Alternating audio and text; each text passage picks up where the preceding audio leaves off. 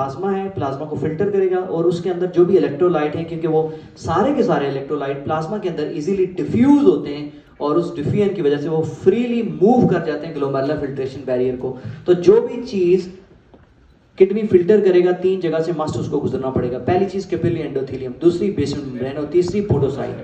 हम इसको बोलते हैं कि जितना भी जो हमारा ग्लोमेरुलर फिल्ट्रेशन बैरियर है इसके ऊपर कौन सा चार्ज होता है?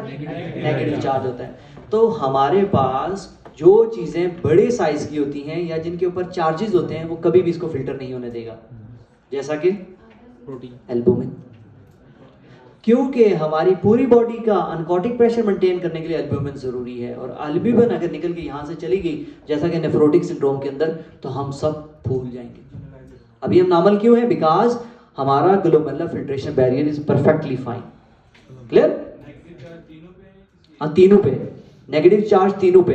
अब ये क्या, सबसे पहले कैपिलरी एंडोथेलियम वो साइज बैरियर है, फिर अगर दूसरे बेसमेंट मेम्ब्रेन की बात की जाए तो वो चार्ज बैरियर है, और तीसरी पोडोसाइट की बात की जाए तो वो भी हमारे पास साइज बैरियर है।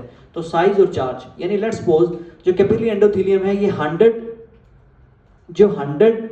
नैनोमीटर तक ना सब्सटेंसेस को ये फ्रीली फिल्टर होने देता है। सॉरी 40 नैनोमीटर तक ना, 40 नैनोमीटर मॉलिक्यूल इजीली यहाँ से फ्रीली फिल्टर हो सकते हैं, जैसा कि सोडियम हो गया, ग्लूकोज हो गया, इलेक्ट्रोलाइट हो गया।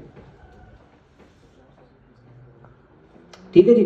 अब एल्ब्यूमिन का साइज तो छोटा है, लेकिन एल्ब्यूमिन के ऊपर चार्ज और negative they repel each other.